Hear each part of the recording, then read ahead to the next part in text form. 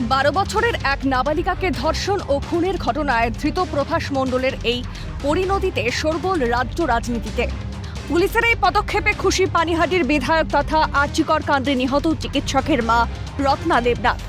BJP সরকার তথা মুখ্যমন্ত্রী শুভেন্দু অধিকারীর ভূয়সী প্রশংসা ও পূর্বতন তৃণমূল সরকারের করা সমালোচনা করে রত্না দেবনাথ বলেন, প্রাক্তন মুখ্যমন্ত্রীর তথ্য প্রমাণ লোপাট করে অপরাধীদের আড়ালের চেষ্টা করেছেন বলেই আজও আমি মেয়ের বিচারের জন্য ঘুরে বেড়াচ্ছি।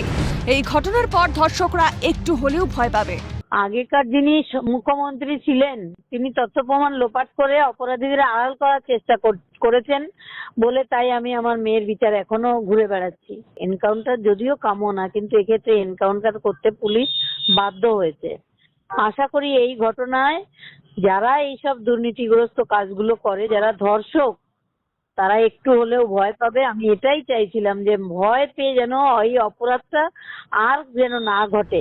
এখানেই থেমে না থেকে তিনি আরো বলেন, প্রাক্তন মুখ্যমন্ত্রী অপরাধীদের আড়ালের চেষ্টা করেছেন বলে অপরাধের প্রবণতা বাড়তে বাড়তে এই জায়গায় এসে পৌঁছেছে।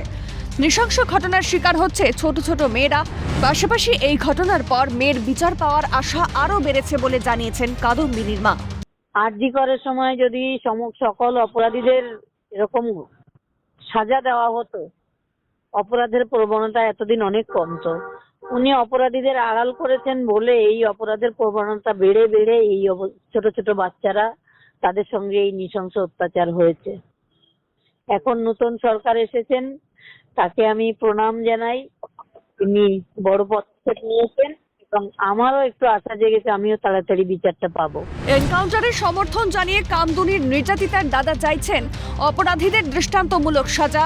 তিনি বলেন, এরা সমাজের কলঙ্ক, এদের বেঁচে থাকার কোনো অধিকার নেই। বস্তুত বর্ষামুখর রাতে 20 বছর বয়সী এক কলেজ ছাত্রীকে অপহরণ করে নিয়ে গিয়ে গণধর্ষণ ও নৃশংসভাবে খুন করা হয়। ঘটনায় যুক্ত ধৃত আনসার আলী সহ 8 জনেরই সর্বোচ্চ সাজা চায় নির্যাতিতার পরিবার। 2016 সালে নিম্ন আদালত 3 জন অভিযুক্তকে ফাঁসি ও 3 জনকে যাবজ্জীবন কারাদণ্ড দিয়েছিল। মামলা ওঠে কলকাতা হাইকোর্টে। পরবর্তীতে 2 জনকে যাবজ্জীবন কারাদণ্ড ও বাকি 3 জনকে তথ্য প্রমাণ না থাকার কারণে বেকসুর মুক্তি দেওয়া হয়।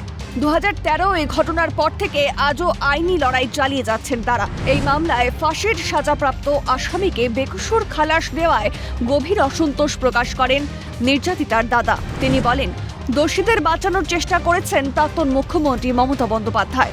হাইকোর্টে 14 জন যখন পিপি চেঞ্জ হচ্ছে, তখন বিগত সরকারের যে মাননীয় মুখ্যমন্ত্রী ছিলেন মমতা ব্যানার্জি, তাকে বারংবার দৃষ্টিতে আমরা আনার চেষ্টা করেছিলাম, কিন্তু তিনি দোষীদের বাঁচানোর চেষ্টা করেছিলেন।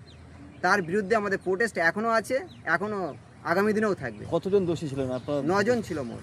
9 জন থাকার পরে হাইকোর্ট থেকে 4 জন বেকসুর খালাস পায় এবং হাইকোর্টে রায় হয় 2 জনকে আমৃত্যু কারাদণ্ড। 3 জনের মোট ফাঁসি ছিল লোয়ার কোর্টে। সেখান থেকে একজন আমিন আলী ফাঁসির সাজাপ্রাপ্ত আসামি, সে কীভাবে খালাস পায়? আমরা চাই বারুইপুরে যে ঘটনাটা ঘটেছে, যেরকম দৃষ্টান্তমূলক শাস্তি 72 ঘন্টার মধ্যে একজন অ্যাকিউজডকে শাস্তি দিয়েছে, যে বাকি আরও যে 3 জন আছে তাদেরকেও আমরা চাই দৃষ্টান্তমূলক শাস্তি। সমাজে এদের বেঁচে থাকার নামে কলঙ্ক, বেঁচে থাকার কোনো রাইট নেই। মুখ্যমন্ত্রী শুভেন্দু অধিকারীর কাছে কামদুনির ফাইল খোলার আবেদন জানিয়ে দোষীদের এনকাউন্টারের দাবি জানিয়েছেন প্রতিবাদী মৌসুমী কয়াল। বারুইপুরে যে ঘটনাটা ঘটেছে, একজনকে এনকাউন্টার করে দিয়েছে, এখনো 3 জন আছে।